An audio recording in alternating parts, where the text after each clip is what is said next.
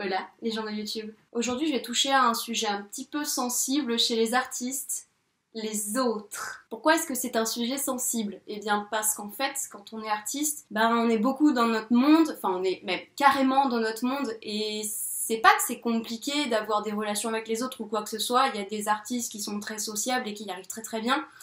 Mais c'est que quand on est dans son propre travail artistique, parfois on travaille à deux, parfois on travaille à trois, mais même comme ça, il est difficile parfois d'avoir le regard extérieur de l'autre, le regard des personnes qui ne participent pas au travail artistique, et d'accepter peut-être les critiques, d'accepter les retours, et même d'accepter le regard des autres. Alors on va se pencher un peu plus sur le rapport que les artistes ont avec les personnes extérieures à leur travail. C'est parti!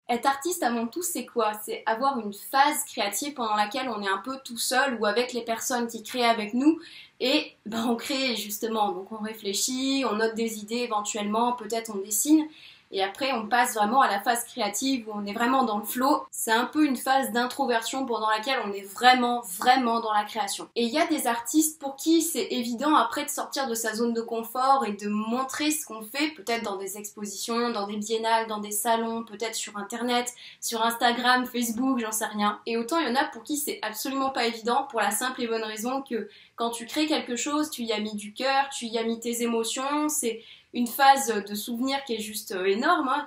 Il y en a pour qui ça peut durer, la création peut durer 3 secondes au moment où ils la font, il y en a pour qui ça peut durer des années. J'ai plus les dates exactes, mais par exemple la Joconde de Léonard de Vinci, il l'a quand même travaillé pendant 14 ans.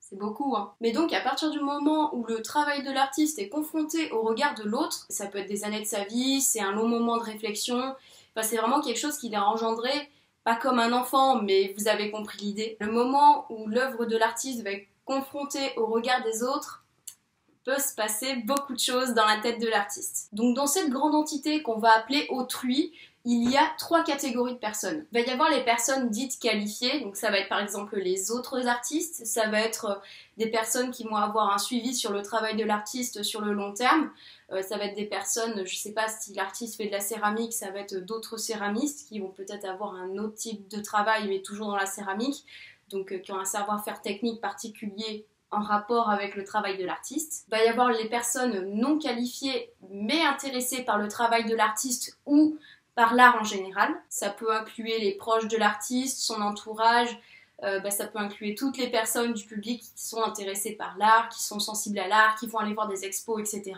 Et il y a les autres, ceux qui fondamentalement ne peuvent pas blairer le travail de l'artiste ou l'artiste en question, ou qui n'ont juste rien à faire en fait. Je ne vais pas m'intéresser à cette dernière catégorie, ça va de soi, on n'est pas sadomaso non plus. Donc on va plutôt s'attarder sur les 2 premières catégories, donc les personnes qui fondamentalement sont intéressées par l'artiste et par son travail, et par les personnes qui sont réellement qualifiées dans le domaine de l'art. Donc la première catégorie de personnes, ce sont les personnes dites qualifiées. Je l'ai déjà dit tout à l'heure, je me répète un peu, c'est pas grave. C'est toujours intéressant pour un artiste d'échanger, de partager avec ce genre de personnes, et il y a plusieurs raisons à ça. La première, c'est déjà pour avoir des contacts dans le milieu. Pour un artiste, déjà il y a longtemps, mais tout autant et même encore plus à l'ère d'aujourd'hui, on a besoin d'un réseau. On doit un peu tout faire tout seul quand on est artiste, que ce soit gérer tous les papiers administratifs, tout ça, tous les trucs qui peuvent être un peu rébarbatifs, mais dont on a quand même besoin dans notre activité, mais aussi tout ce qui est communiqué sur les réseaux, toute la phase créative, éventuellement gérer les expos, aller voir les personnes qui s'occupent de lieux, faire les démarches, etc.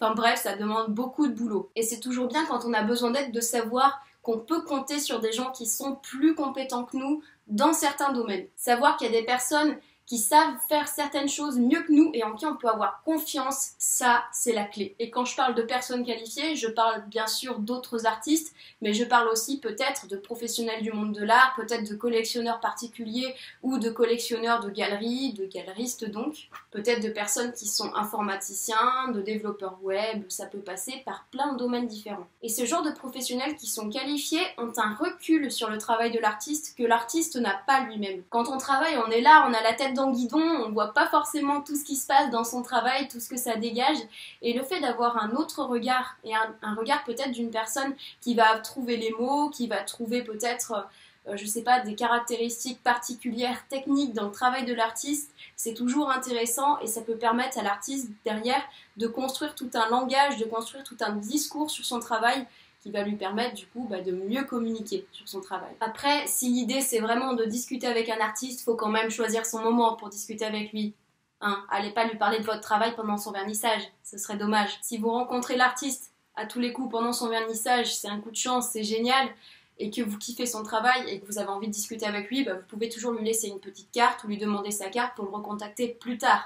Mais l'idée de montrer son travail pendant le vernissage d'un artiste, j'avoue que même moi je suis pas trop fan. On va passer au deuxième groupe de personnes. Là, a priori, ce ne sont pas des personnes qui vont vous parler de choses assez techniques sur votre travail, tout simplement parce que ce n'est pas leur métier, mais ce sont des personnes, si elles sont assez sensibles à votre art, qui vont peut-être vous parler de leurs impressions, de ce qu'elles voient, de ce qu'elles ressentent. Et ça, ce sont des choses très riches qui sont toujours bonnes à entendre, bonnes à prendre pour soi-même et pour pouvoir parler de son art. Avoir plein de points de vue, plein de regards différents sur votre art, c'est comme si votre création, votre art était un peu comme un prisme et les couleurs qui passent à travers du prisme sont en fait ce que eux voient, leur interprétation de votre art. Le résultat final sera donc assez beau. C'était ce que je voulais dire avec l'idée du prisme. Mais pour avoir des retours comme ça, faut déjà réussir à montrer son art autour de soi. Ça, c'est la première étape. Ce qui est bien pour avoir peut-être des premiers retours ou des retours au fur et à mesure de votre travail, c'est de pouvoir en parler à votre entourage. Alors bien sûr, l'idéal, c'est que ce soit des personnes proches, mais oui, un entourage, des personnes que vous connaissez, ça peut être des amis, ça peut être de la famille. Si ce sont des personnes qui sont intéressées par vous, qui vous aiment, forcément, elles vont peut-être être intéressées, alors ne serait-ce qu'un petit peu à ce que vous faites, elles vont regarder, et même si c'est un retour un peu basique du genre « Ah, c'est joli !» Bon, c'est vraiment basique comme retour, mais c'est déjà un retour. Pour ça, l'idéal, c'est quand même d'avoir des amis bienveillants. Mais ça, c'est la base, on est d'accord. Après, quand vous commencez à faire un peu des expos, que vous commencez un peu plus à montrer votre travail, vous commencez à avoir des retours aussi de l'extérieur, donc de personnes que vous ne connaissez pas. Ce que j'aime bien dans les expos, c'est que la plupart du temps, ceux qui viennent, ce sont des personnes qui sont fondamentalement intéressées par l'art et donc qui potentiellement peuvent être intéressées par votre travail. Il y a des personnes qui auront absolument envie de vous faire un retour d'une manière ou d'une autre et il y a des personnes qui, au contraire, ne vous feront jamais de retour. Pourquoi ? Parce qu'elles veulent... C'est pas qu'elles veulent le garder pour elles, mais elles veulent juste s'imprégner de votre travail, de ce que vous faites. Elles veulent juste être dedans et elles n'ont pas forcément le besoin ou l'envie de dire ce qu'elles ressentent. Et si vous êtes sur place par chance à ce moment-là, vous n'avez pas forcément le besoin d'aller demander à la personne, enfin vous pouvez si vous voulez, mais si la personne préfère ne rien vous dire, juste, faut se contenter d'observer comment la personne réagit, comment la personne observe, est-ce qu'il y a une expression particulière sur son visage, même si c'est pas forcément des mots, le corps parle de lui-même et ça suffit pour avoir un retour de la personne. Et là, c'est un peu plus personnel, mais j'ai tendance à croire que selon le travail que vous faites, il y a certaines personnes qui vont plus être attirées par ce que vous faites que d'autres. Je m'explique. Si par exemple vous avez un travail un peu polémique qui va vraiment être par exemple centré sur le droit des femmes, sur le féminisme ou autre, fondamentalement vous allez attirer qui ? Des personnes féministes. Si vous êtes passionné par les films d'horreur et que vous travaillez vraiment sur les films d'horreur, sur les urbex, sur ce genre de choses, vous allez attirer des personnes qui sont intéressées par les films d'horreur, par les urbex, etc.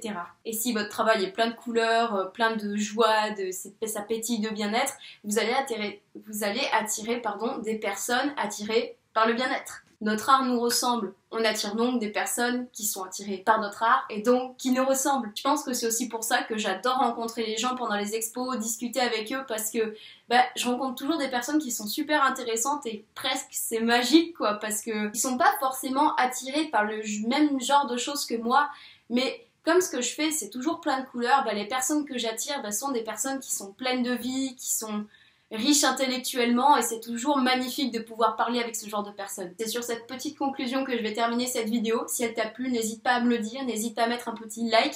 Si elle ne t'a pas plu, tu peux mettre un dislike. Après tout, c'est ton choix, tu fais comme tu veux. Si tu connais des artistes autour de toi qui peuvent être intéressés par cette vidéo, n'hésite pas aussi à la partager, ce n'est pas interdit, c'est même recommandé. Comme d'habitude, je te laisse mes réseaux sociaux juste ici et en barre d'infos, mon Instagram @milboxworld et mon Facebook Alban Canet Art Plastique. Si tu veux en apprendre plus sur moi et sur mon travail, je te donne rendez-vous sur mon site albancanet.com. Et sur ce, je te dis à bientôt et je te fais de gros bisous. Gros cœur sur toi.